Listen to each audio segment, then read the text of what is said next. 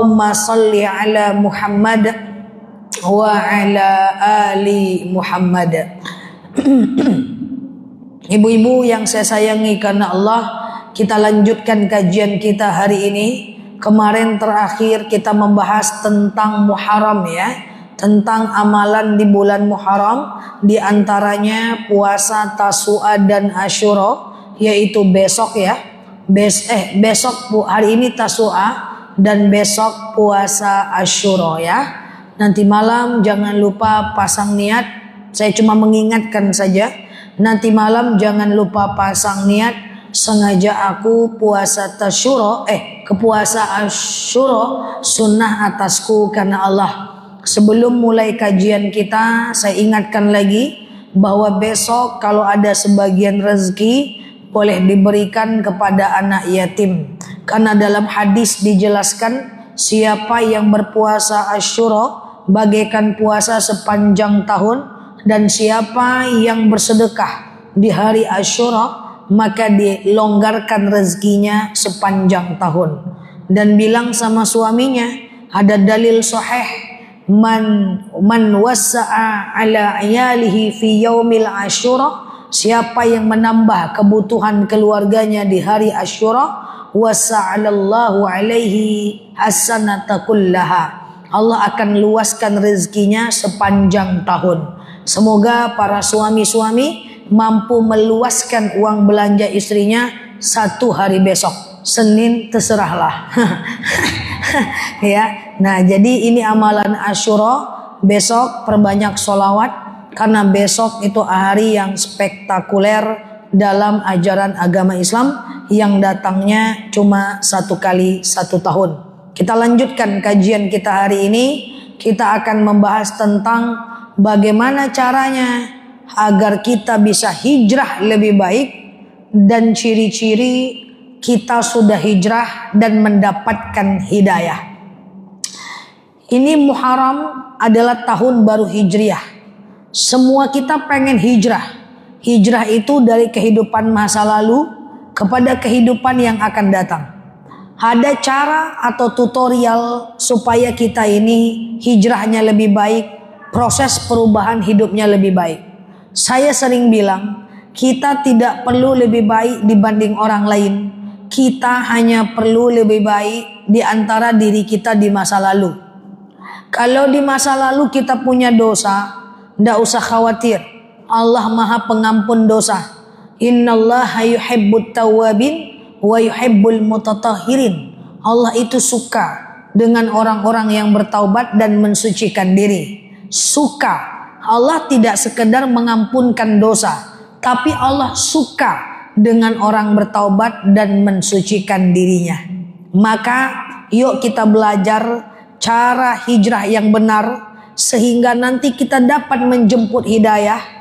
Dan apa ciri-ciri orang yang hidayah sudah sampai kepadanya.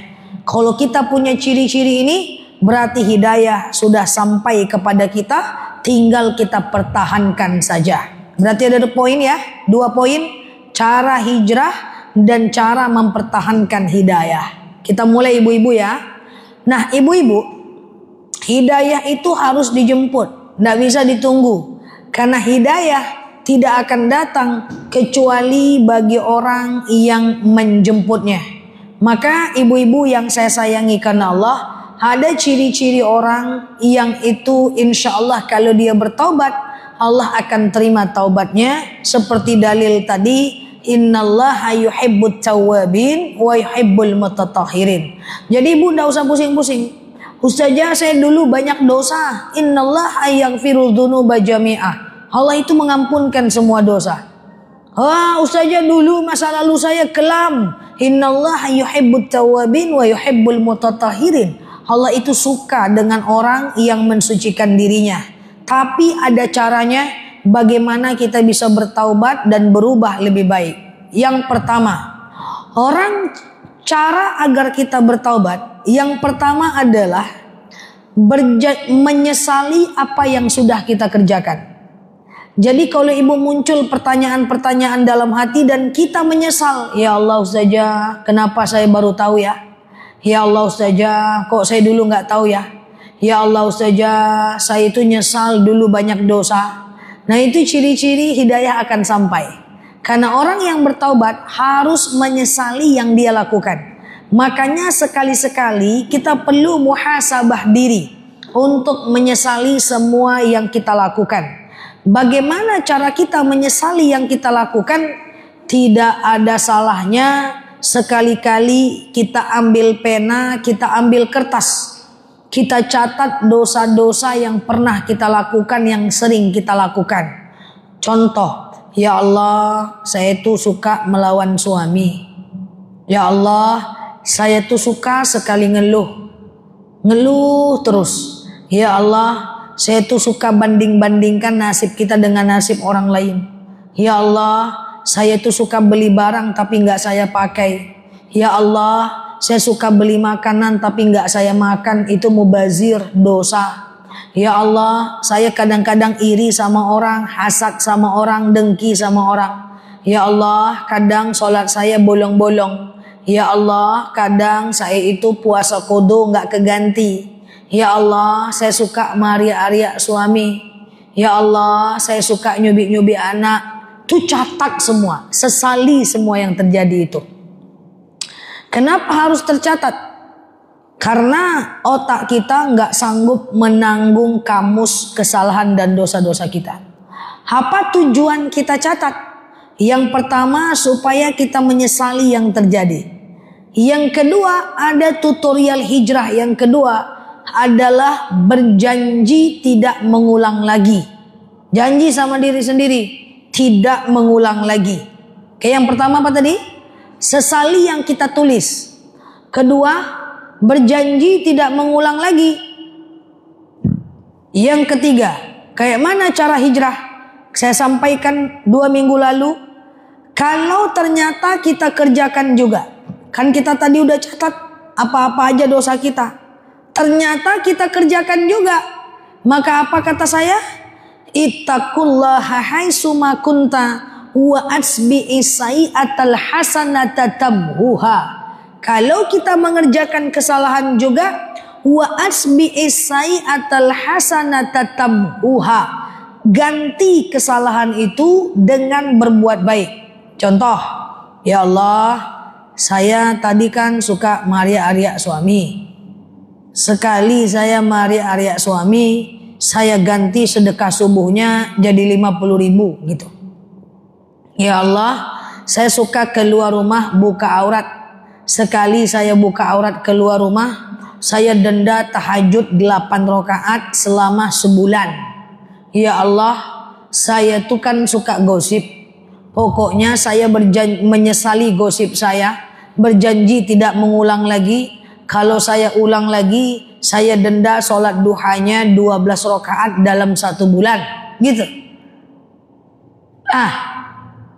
Bisa nih. Enggak lain sore ini nampaknya wajahnya. Jadi gitu dia.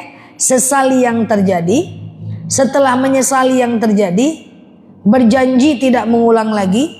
Setelah berjanji tidak mengulang lagi, kasih sanksi diri kita untuk kalau kita mengulang lagi, ganti dengan kebaikan. Kayak gitu dia.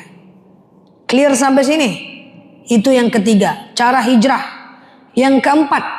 Nah ini yang keempat nih, mohon maaf. Berat tapi harus kita lakukan. Yang keempat, maaf. Ganti lingkungan dengan lingkungan yang lebih baik. Ini ndak bisa ndak? Bukan pindah, pindah rumah pula ya. Pindah rumah belum tentu lingkungan baru baik. Betul? Sama dengan anak muda suka kerja, nggak enak teman-teman kerja saya. Kerja tuh bukan untuk cari teman. Kerja tuh ya kerja. Oh, saya mau pindah biar teman-temannya baik. Belum tentu lingkungan baru baik.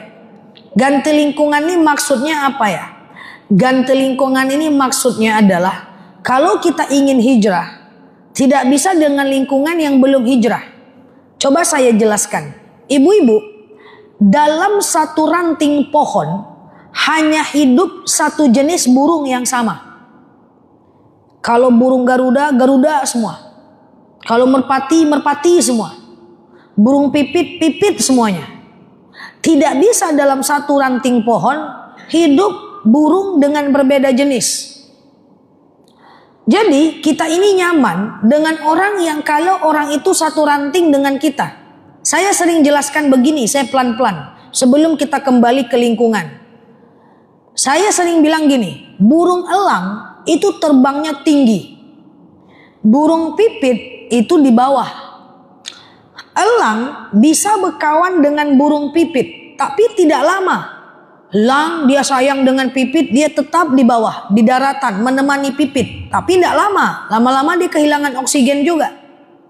Si pipit bisa nemanin elang jauh di atas langit.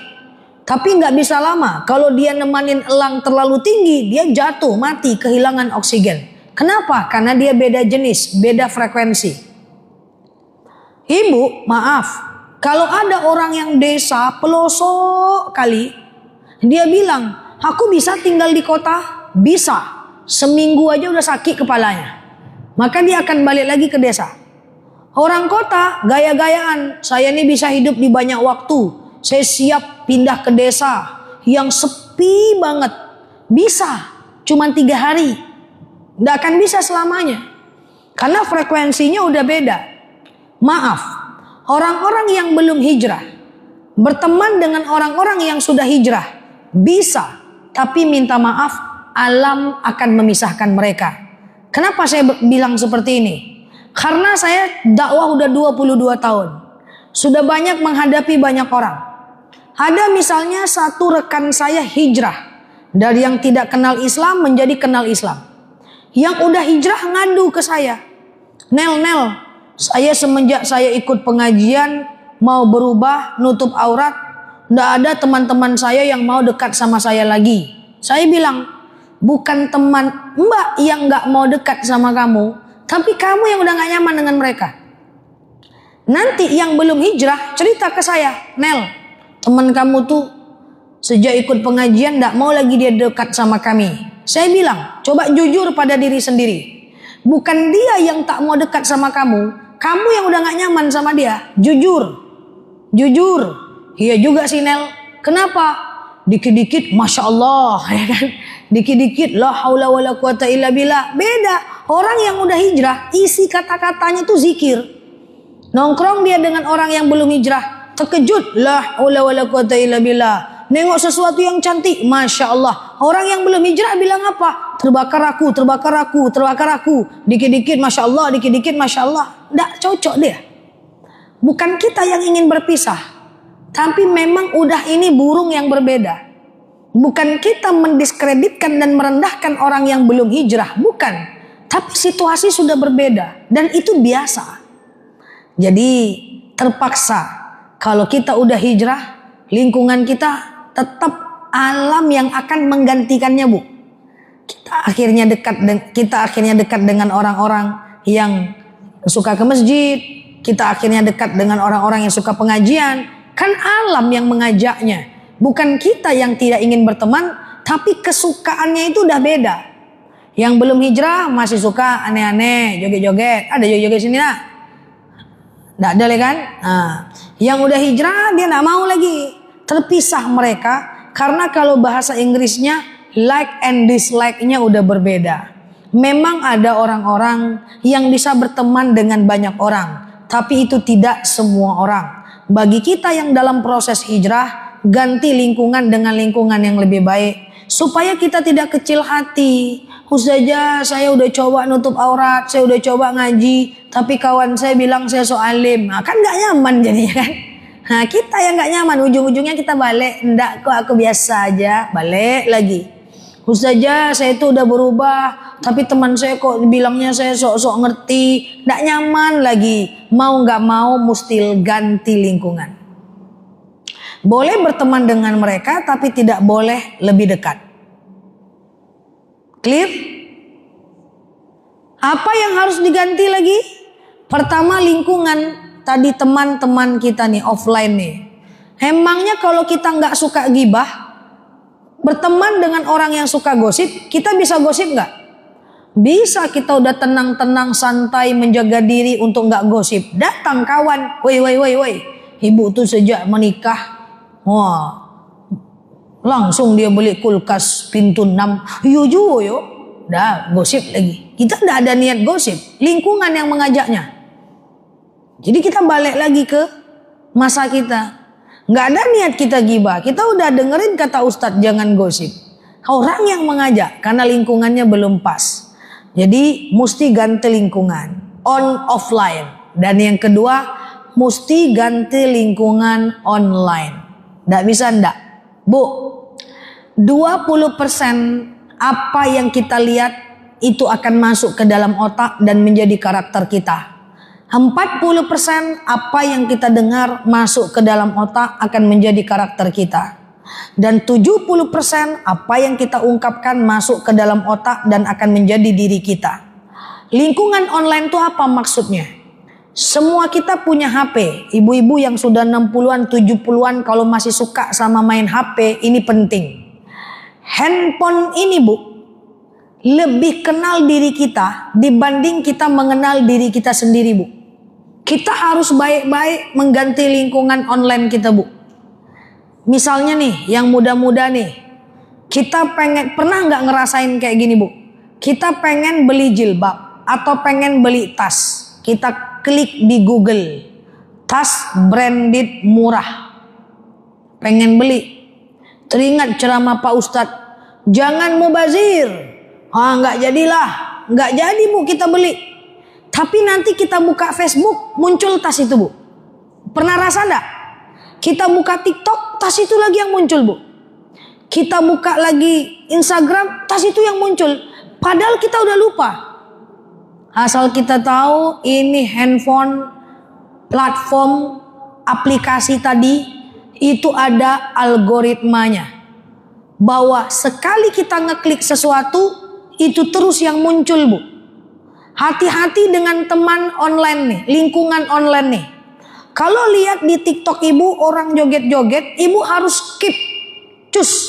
Karena kalau ibu tengok lama-lama sampai menit kedua, si TikTok, Facebook, Instagram akan menangkap. Oh ternyata orang ini sukanya ini. Besok akan itu lagi yang muncul. Apalagi kalau ibu like, cus. Apalagi kalau ibu komen pula, adalah itu terus nanti yang muncul.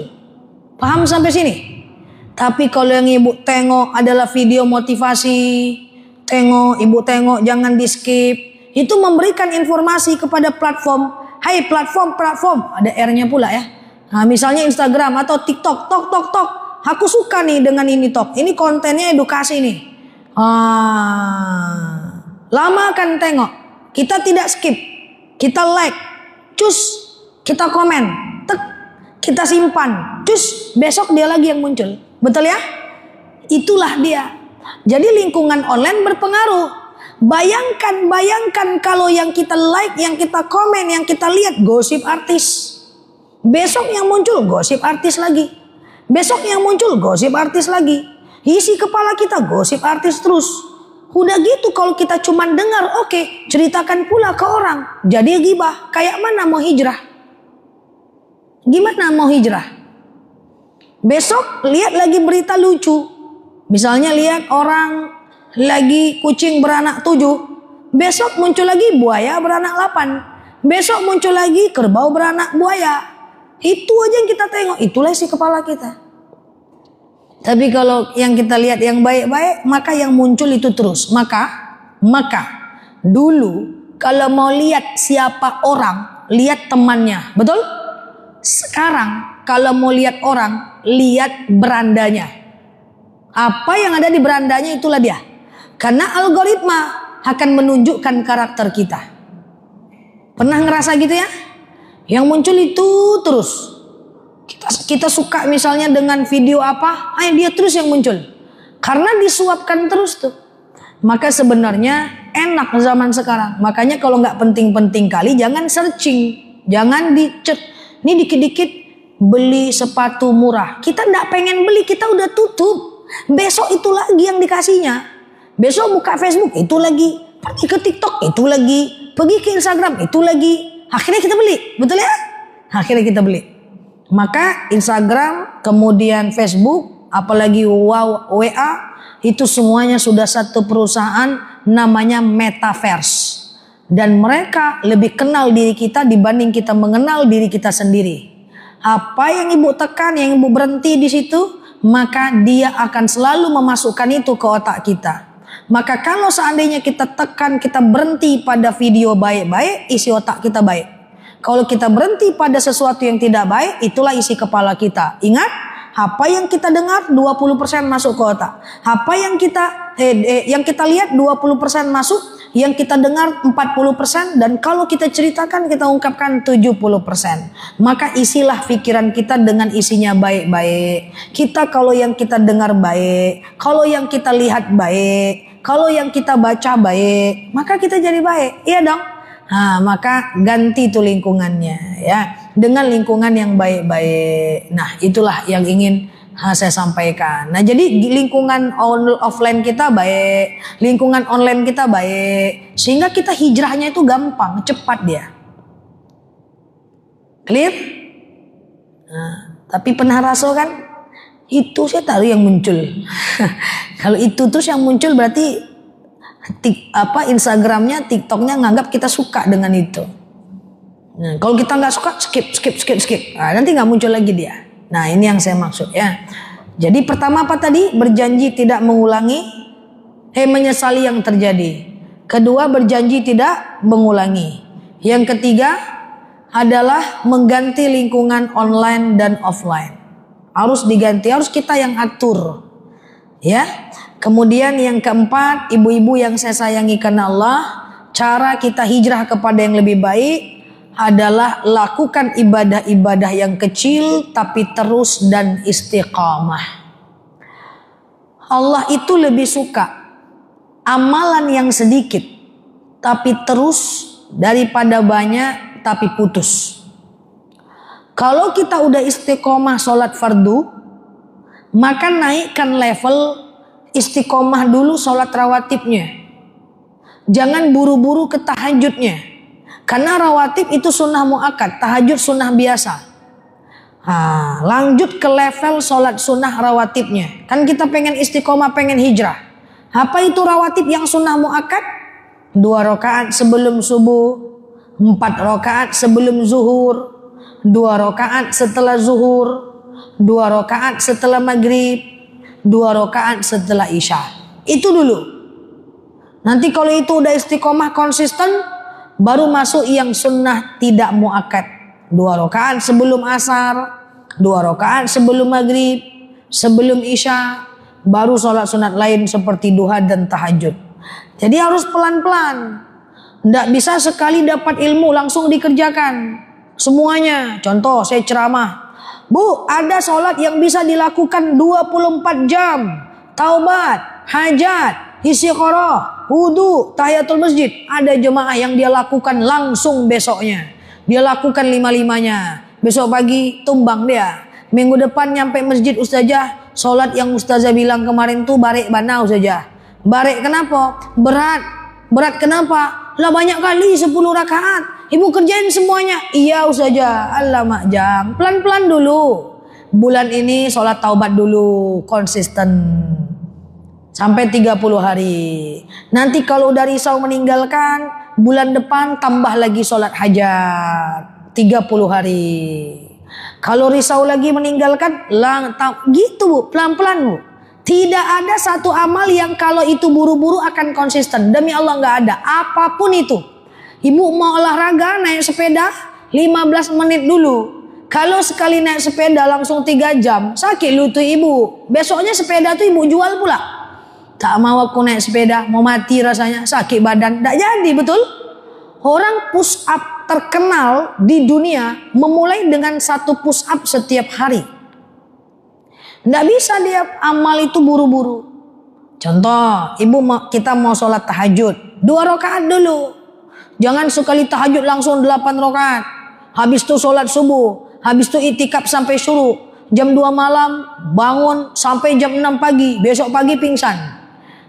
Besoknya tidak mau lagi tahajud. 2 rakaat dulu. Terus sampai konsisten. Jadi dekat-dekat dulu azan subuh. Jangan langsung bangun jam 2, pusing nanti. Bangun jam 2 padahal baru pemula. Tertidur, subuh lewat pula. Jadi dekat dulu azan subuh. Pelan-pelan aja dulu, santai, dekat-dekat azan subuh. 2 rakaat sampai 2 bulan. Setelah 2 bulan tambah 4 rakaat. Itu baru dia jalan. Seperti itu. Semua begitu, pelan-pelan dulu. Sholat duha 2 rakaat dulu, 2 rakaat sampai 2 bulan. Setelah 2 bulan lanjut lagi 4 rakaat. Karena yang kita cari dalam ibadah bukan banyaknya ibadah, tapi konsistennya ibadah. Sedekah subuh, coba kalau ibu hari ini 2.000, besok 100.000, besok 2.000, besok 20.000, besok 2.000, besok 50.000, besok habis duit. Nggak usah lah, patangkanlah 100.000. Gitu jadinya. Tapi coba kalau 2.000 terus, duitnya nggak habis. Ibu tenang, mentalnya sehat, gitu kan. Nah, jadi ibu senang mengeluarkannya. Kalau rasa-rasanya udah nggak beban 2.000, tambah lagi dengan 5.000. Kalau nggak beban lagi, tambah lagi 10.000, pelan-pelan.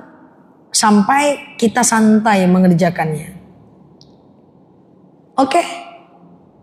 Nah, jadi tidak bisa dia diburu-burukan. Apapun itu, tidak bisa.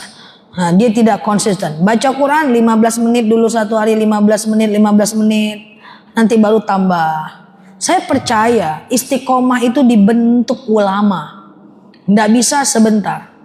Saya selalu, kalau ibu-ibu ada yang tahu, buat video di online. Baru 2 tahun. 3 bulan pertama saya cuma buat 1 video 1 hari. Walaupun saya mampu buat banyak, tapi saya nggak buat. Lanjut 3 bulan kedua saya tambah dengan 3 video sehari. Saya mampu buat banyak, tapi saya nggak mau banyak-banyak. Karena kalau banyak-banyak nanti nggak istiqomah, betul? Terus kalau udah bisa 3 jadi 6 video. Terus sekarang 14 video 1 hari. Dan selama 2 tahun nggak pernah putus membuatnya. Kenapa saya nggak pernah putus? Karena sudah istiqomah. Dilihat datanya tidak pernah libur. Ada libur 3 hari saja. 3 hari saja. Itu pun waktu yang satu yang masih lupa. Sama nggak rasanya dari yang satu dengan buat 14? Sama. Tapi memang harus pelan-pelan. Karena kalau buru-buru banyak yang gugur di tengah jalan. Apapun yang ingin kita lakukan. Minum vitamin juga. Sekali ada vitamin, minum banyak-banyak. Jangan, pelan-pelan dulu. 1, 2, 3. Ini COVID banyak betul beli vitamin. Ujung-ujungnya expired. Iya kan? Terasa kan? Nah betul. Karena betul dalam dalil, innallaha yuhibbul amal qalil. Allah itu lebih suka amalan yang sedikit. Tapi terus daripada banyak tapi putus. Ibadah kalau dipaksakan tidak akan pernah bertahan. Tidak cuma ibadah, semuanya lah dalam hidup ini. Tidak ada yang bertahan. Clear sampai sini? Nah, jadi berjanji menyesali yang terjadi, berjanji tidak mengulang lagi, ganti lingkungan online dan offline, mulai pelan-pelan dengan lebih baik. Tidak boleh kita langsung sekali sholawat 7.000 kali 1 hari. Habis itu 3 bulan tak sholawat lagi. Apa ceritanya? Saya sekali baca Quran ustazah 3 juz. Habis itu 3 bulan tak baca-baca lagi. Gimana ceritanya? Jadi baca Quran tuh 1 ayat dulu. Sebenarnya tujuannya biar konsisten. Karena orang yang tidak bisa dikalahkan dunia dan akhiratnya, orang yang konsisten. Jangan coba kalahkan orang-orang yang konsisten. Gak bakal bisa. Orang masih merangkak, dia udah jalan. Dia udah mulai berlari, orang masih jalan. Dia tetap orang lari terus, ada orang yang maksain langsung lari. Sakit lututnya, berhenti dia. Sementara orang yang lari ini udah pelan-pelan. Bilang sama anak-anaknya, dalam hal dunia dan akhirat, orang konsisten yang tidak akan pernah dikalahkan. Pelan-pelan aja. Ibu mau ngapain di dunia ini? Pelan-pelan aja. Termasuk ibadah, itu penting. Dalilnya jelas. Lebih suka Allah ibu sedekah 2.000 tapi tiap hari, daripada 60.000 tapi cuman sekali. Jumlah uangnya sama. Iya kan? 2.000 1 hari, 30 hari 60.000 dibanding 60.000 sekali. Lebih bagus 2.000 sehari. Bagusnya gimana? Yang pertama adalah ada istiqomahnya. Yang kedua, kita terbiasa memberi. Memberi ini harus dilatih nih. Kalau nggak dilatih nggak bisa nih. Karena uang itu kita usahakan letaknya di tangan. Kalau uangnya letak di hati, pitih kalau hati sakit. Kalau uang letaknya di hati, uang keluar hati sakit. Tapi kalau letaknya di tangan, uang keluar hati biasa-biasa aja. Tapi memberi ini harus dilatih. Nggak bisa nggak dilatih. Kalau memberi tidak dilatih, semua orang dermawan. Makanya butuh 2.000 dulu untuk sampai ke 5.000 sedekah subuhnya. Ya 2.000 latih dulu. Lihat dulu aulia khairum min yadis sufla. Tangan di atas lebih baik daripada tangan di bawah. Latih dulu tiap hari, latihan dulu, latihan. Kalau langsung 50.000 sedekah subuhnya sakit di dalam. Biar nggak sakit, nah 2.000 dulu, baru naik 5.000, baru naik 10.000. Dilatih, latih sedekah, latih memberi. Oh ternyata kalau sedekah nggak apa-apa ya. Oh ternyata kalau sedekah nggak kurang kok rezeki kita. Dilatih. Kalau nggak dilatih, saya minta maaf. Jangankan sedekah uang, baju yang nggak kepake aja payah disedekahkan. Ini baju nih nggak kepake lagi nih, saya kasih aja lah, saya sedekahkan aja lah nih daster nih, karena saya kurus, karena saya ini gemuk. Ini daster ini tidak muat lagi. Kalau nggak dilatih, datang setan. Nggak jadilah, jangan-jangan besok kurus, masuk lagi. Ya enggak? Nah, kan anda dilatih. Padahal dilatih dulu sekali ngasih. Ternyata lupa juga gitu ya. Enggak apa-apa rupanya ngasih baju yang nggak kepake ya. Kasih lagi 2. Oh ternyata nggak apa-apa ya. Latih. Karena kalau enggak, wah ini ada mukena 6 di rumah. Kata Ustaz Janela, kasih mukena ke masjid sedekah jariah. Aku kasihlah mukena nih. Tapi nanti datang tante-tante dari kampung, apa mukenanya ya? Datang tamu ndak ada mukena nanti. Taruh lagi nggak jadi sedekah. Tapi kalau dilatih 1 dulu, 2 bulan lagi 1 lagi, dia ndak terasa. Nah ini dia kalau mau hijrah harus dilatih pelan-pelan. Nah, oke. Dah itu dulu. Sekarang selanjutnya sebagai penutup poin terakhir. Kalau nggak sempat, kalau nggak selesai kita lanjut 2 minggu lagi. Lalu saya udah jalani nih Ustazah tutorial hijrah. Pertanyaannya, apa ciri-cirinya kalau saya itu memang udah hijrah? Saya itu memang udah dapat hidayah. 1. Orang yang dapat hidayah, dia mulai takut berbuat dosa. Yang tadinya dia suka gibah, sekarang gibah juga, tapi udah mulai mikir-mikir, udah mulai sadar, gibah aku nih gitu. Yang tadinya masih suka melawan suami, sekarang masih tahan. Tapi walaupun lepas juga, aku udah sabar 1 bulan ya bang, karena aku hijrah. Tapi lama-lama hilang juga kesabaranku bang. Jadi tapi enggak apa-apa. Setidaknya dia udah mulai sensitif kalau itu dosa. Itu ciri-ciri orang yang dapat hidayah. Kedua, orang yang dapat hidayah, dia mulai gemar dengan ilmu pengetahuan. Nah makanya saya sering bilang ke jemaah saya yang offline dan yang online. Bersyukurlah menjadi orang yang suka dengan pengajian. Yang suka dengan ceramah-ceramah agama. Karena gak semua orang suka diceramahi. Betul ya? Tak semua orang suka dengan dalil. Tak semua orang senang mendengarkan kebaikan. Tak semua orang happy hadir dalam pengajian. Tak semua orang suka disuruh ngafal-ngafal. Tak semua orang suka dengan ceramah-ceramah agama. Wallahi tidak semua orang. Tapi kalau kita menjadi bagian orang yang menyukai ilmu pengetahuan, saya sarankan banyak-banyaklah bersyukur. Itu nikmat yang tidak Allah berikan pada semua orang. Fabi ayyi ala rabbikuma tukadziban. Nikmat mana lagi yang mau kita dustakan selain nikmat cinta ilmu pengetahuan? Orang yang berilmu itu beda.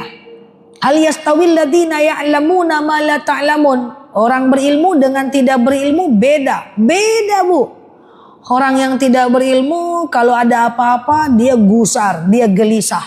Tapi kalau dia punya ilmu, dia ngerti konsep berserah diri, tawakal. Orang yang tidak berilmu, apa-apa dia dendam. Orang berilmu dia udah sering dengarkan pengajian, dia ngerti konsep memaafkan. Orang yang tidak berilmu apa-apa dia balas dengan keburukan. Tapi kalau berilmu dia mulai bisa menahan. Beda, tidak mungkin sama. Kalau isi kepalanya beda, tidak mungkin sikapnya sama. Maka saya sampaikan bersyukurlah bagi yang suka ilmu pengetahuan, mau belajarnya online, mau belajarnya offline, belajar banyak-banyak. Ustadznya ngomong 10, kita amalkan 1, udah alhamdulillah. Nah, jadi pertama ciri-cirinya dia takut berbuat dosa. Yang kedua dia suka dengan ilmu pengetahuan, dia suka mencari ilmu pengetahuan. Dan yang ketiga dia mulai gemar melakukan ibadah, pasti. Dan yang keempat dia udah mulai takut salah dalam ibadah. Contoh, dia takut salah dalam ibadah. Ini sah enggak ya? Betul enggak nih ya sholatku nih ya? Puasaku sah enggak ya? Nanti kalau aku puasa Daud, puasa Asyuranya gimana ya? Ini kalau aku mau ganti puasa hari ini boleh enggak ya? Sholatku ini udah betul enggak ya? Dia udah mulai takut nih ibadahnya tidak sah. Jangan coba-coba. Orang yang belum hijrah enggak peduli dia ini. Nah, jadi kalau kita ada perasaan-perasaan itu, berarti sudah ada bibit hidayah. Tinggal diteruskan dengan keistiqomahan. Insya Allah takut berbuat dosa, senang menuntut ilmu agama, senang melakukan ibadah, dan takut ibadahnya tidak diterima oleh Allah. Dia takut ibadahnya salah. Kalau sudah ada 4 indikasi ini, saya ucapkan selamat. Tinggal poles aja lagi supaya ibadahnya benar, ilmunya benar, istiqomah. Tinggal naik ke level selanjutnya, belajar dengan baik, dengan ilmu yang benar, dengan ibadah yang benar. Kalau udah rasakan ini, tapi kalau tidak takut salah, tidak suka ilmu, kemudian tidak gemar ibadah, salah atau tidak salah yang penting terserah aja lah, itu jauh dari hidayah itu ya. Semoga bermanfaat. Dan semoga kita termasuk golongan hamba Allah yang selalu berhijrah di bulan Muharram ini dan mendapatkan ciri-ciri orang yang mendapatkan hidayah. Amin Allahumma amin. Wallahu a'lam bishawab. Ala hazihi niyah. Al-Fatihah.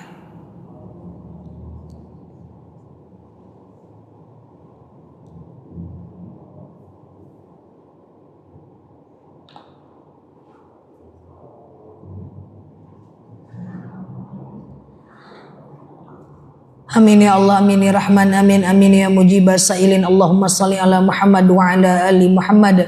Allahumma inna nas'aluka ridhaka wal jannah, na'udzubika min sakhatika wan nar. Allahumma inna nas'aluka salamatan fi dinina, afiyatan fi jasadina, ziyadatan fi ilmina, barakatan fi rizqina, taubatan qabla al-maus, rahmatan indal maus, maghfiratan ba'dal maus. Allahumma hawwin alaina fi sakaratil maus, najatan minan nari wal afwa indal hisab.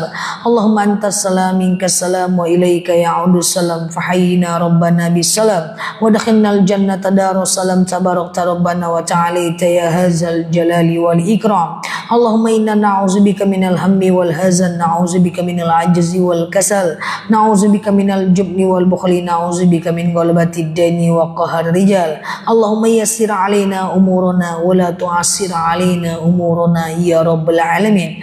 Allahumma in kana rizquna fis sama fanzilhu wa in kana rizquna fil ardi fa akhrijhu wa in kana rizquna ba'idan faqribhu wa in kana rizquna haraman fatahhirhu wa in kana qalilan fakaththirhu ya rabbal alamin. Allahumma rabbana anfa'na bima 'allamtana wa 'allimna ma yanfa'una. Allahumma rabbana hab lana minas salihin, rabbana hab lana minas salihin. Allahumma yassir 'alaina umurana wa la tu'assir 'alaina umurana ya rabbal alamin. Allahumma inna na'udzu bikalimatillahi tammati min syarri ma khalaqa. Innal ladzi farada 'alaikal qur'ana laradduka illa ma'ad. Allahumma istajib du'ana ya Allah, istajib du'ana ya Rahman ya Rahim ya mujibas sa'ilin. Allahumma shalli ala Muhammad wa ala ali Muhammad. Subhana rabbika rabbil izzati amma yasifun, salamun alal mursalin, alhamdulillahi rabbil alamin. Wallahu a'lam bishawab. Mohon maaf lahir batin. Selamat berbuka puasa. Assalamualaikum warahmatullahi wabarakatuh.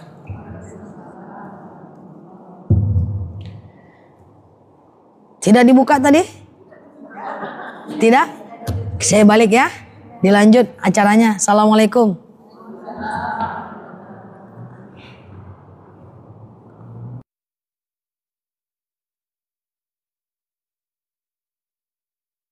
Kasih ya. Bu, dilanjut ya Bu. Mau arisan ya? Ya, Assalamualaikum.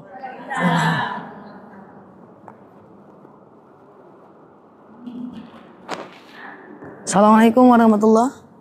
Apa kabar teman-teman semuanya? Kenapa notifikasi telat terus? Iya kah? Itulah TikToknya. Nanti kita ini aja dia Mbak. Kita suruh TikToknya push up. Oke, aku closing di ini ya guys. Nggak enak sama ibu-ibunya soalnya biar mereka bebas arisan. Kalau nggak ke masjid. Oke.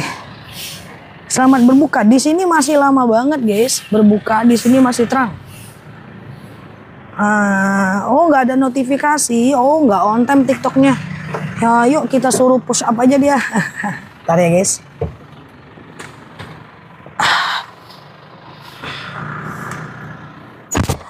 Assalamualaikum warahmatullahi wabarakatuh. Sehat ya teman-teman ya. Nah kita suruh push up aja TikToknya. Besok masih puasa. Besok kan puasa Asyura. Oke. Oh udah mau maghrib. Siap. Selamat berbuka puasa ya teman-teman semuanya. Di sini masih lama banget guys. Masih lama banget. Masih panjang waktunya ya. Teman-teman thank you banget yang sudah hadir di live-nya aku. Yang baru mampir boleh klik foto aku di pojok kiri atas ya. Kemudian follow, aktifkan tombol loncengnya ya. Agar teman-teman dapat video baru dan ikut ceramah-ceramah dan tanya jawab bareng aku. Dan yang tadi selama aku ceramah tadi itu tidak tidak bisa jawab pertanyaan teman-teman. Nanti malam kita tanya jawab di jam 8:15 waktu Indonesia Barat. Oke. Dan yang terlambat hadir tidak bisa live boleh sekali-kali mampir ke channel YouTube-nya aku. Ustazah DR Nela Luki, rekaman daripada video live ini nanti ada di channel YouTube-nya aku ya. Terima kasih semuanya. Selamat berbuka puasa semuanya di sana. Oh iya, nanti kita malam mingguan bareng ya. Mantap ya. Selamat berbuka puasa buat teman-teman semuanya. Sehat selalu di sana ya. Aku balik dulu. Thank you sudah share-share tautan, yang sudah tap-tap layar, yang sudah nge-give, yang sudah komen, yang sudah bantu-bantu jawab. Udah kayak tanya jawab ya. Yang kayak gitu aja lah. Mau kemana nih Za malam mingguannya? Ya sama teman-teman lah. Nanti malam minggu kalau ngumpul jam 8:15 udah ketahuan itu gabuter semua itu. Sama-sama ya gabuter semua udah. Ya, thank you ya semuanya ya. Thank you banget ya semuanya. Sampai ketemu di nanti malam jam 8:15 waktu Indonesia Barat ya. Malam minggu bareng aku. Gabuter semua udah nanti yang hadir ya. Oke, nanti malam kita tanya jawab dan kampanye untuk besok puasa Asyura ya. Sama-sama teman-teman. Insyaallah aku hati-hati, dekat aja kok dari sini ya. Oke, thank you semuanya. Subhanakallahumma wa bihamdika nasyhadu an la ilaha illa anta nastaghfiruka wa natubu ilaih. Nela Luki di sini. Sampai paham. Assalamualaikum warahmatullahi wabarakatuh. Bye bye. Love you all. Thank you ya semuanya ya. Oke, terima kasih ya semuanya guys. Bye bye. Thank you ya. Aku tutup dulu ya teman-teman.